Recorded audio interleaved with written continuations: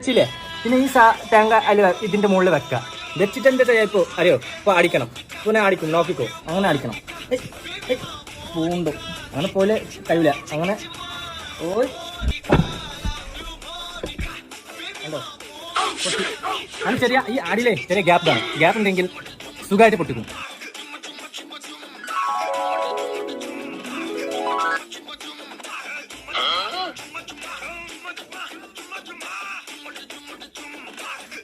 వచ్చి ఆడుకో.